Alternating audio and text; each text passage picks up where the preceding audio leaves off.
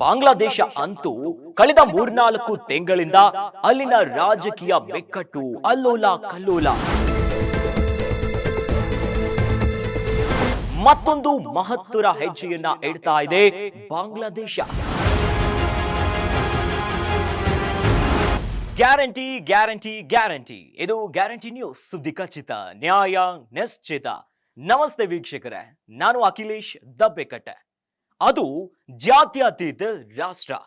ಜಗತ್ತಿನ 96 ಜಾತ್ಯತೀತ ರಾಷ್ಟ್ರಗಳಲ್ಲಿ ಒಂದು ಜಾತ್ಯತೀತ ರಾಷ್ಟ್ರದ ವಿಕೆಟ್ ಪತನವಾಗ್ತಾ ಇದೆ.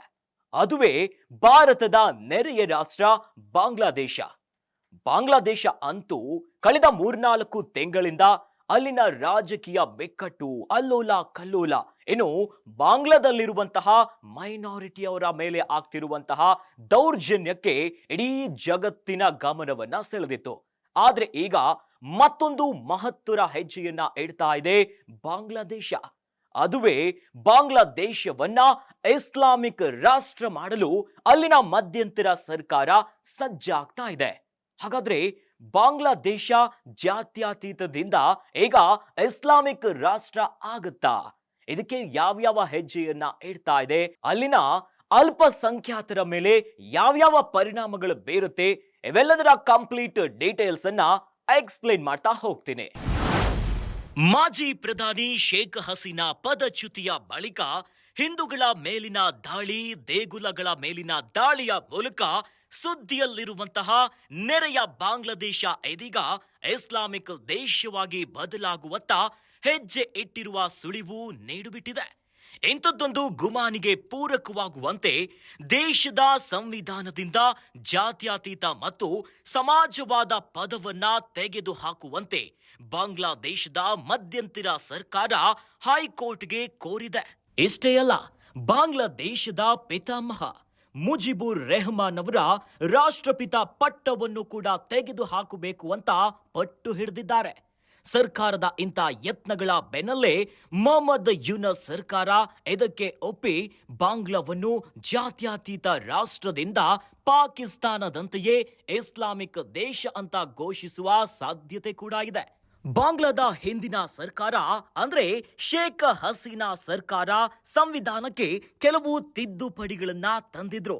ಆದ್ರೆ ಈಗಿನ ಮಧ್ಯಂತರ ಸರ್ಕಾರ ಇವೆಲ್ಲವನ್ನ ಮತ್ತೆ ತಿದ್ದುಪಡಿ ಮಾಡಲು ಮುಂದಾಗಿಬಿಟ್ಟಿದೆ. ನೆರೆಯ ಬಾಂಗ್ಲಾದೇಶದಲ್ಲಿ 90% ಜನಸಂಖ್ಯೆ ಮುಸ್ಲಿಮರಿಂದ ತುಂಬಿದೆ.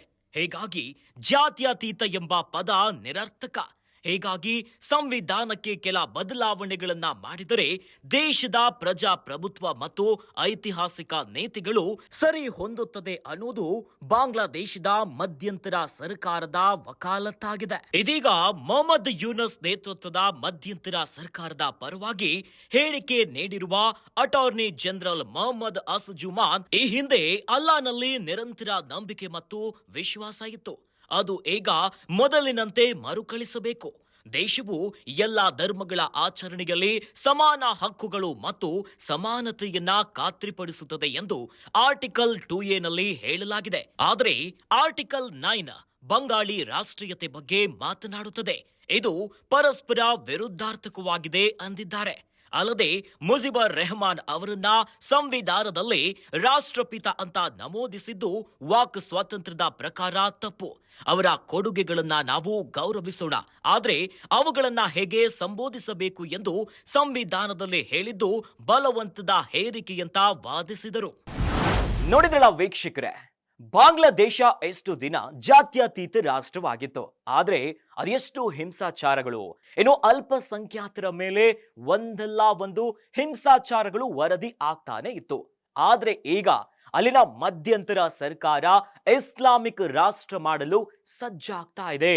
ಅಂದ್ರೆ 90% ಇಸ್ಲಾಮಿಕ್ ಮುಸ್ಲಿಂ ಸಮುದಾಯ ಅಲ್ಲಿದೆ. ಹಾಗಾದ್ರೆ ಇಸ್ಲಾಮಿಕ್ ರಾಷ್ಟ್ರ ಆದ್ಮೇಲೆ ಯಾವ್ಯಾವ ರೀತಿಯಾದಂತ ಸಮಸ್ಯೆಗಳು ಎದುರಾಗಬಹುದು ಅನ್ನೋದೇ ಈಗ ಯಕ್ಷ ಪ್ರಶ್ನೆಯಾಗಿದೆ. ಇನ್ನಷ್ಟು ಸುದ್ದಿಗಳಿಗಾಗಿ ನೋಡ್ತಾ ಇರಿ ಗ್ಯಾರಂಟಿ ನ್ಯೂಸ್. ಗ್ಯಾರಂಟಿ ನ್ಯೂಸ್, ಸುದ್ದಿ ಖಚಿತ, ನ್ಯಾಯ ನಿಶ್ಚಿತ.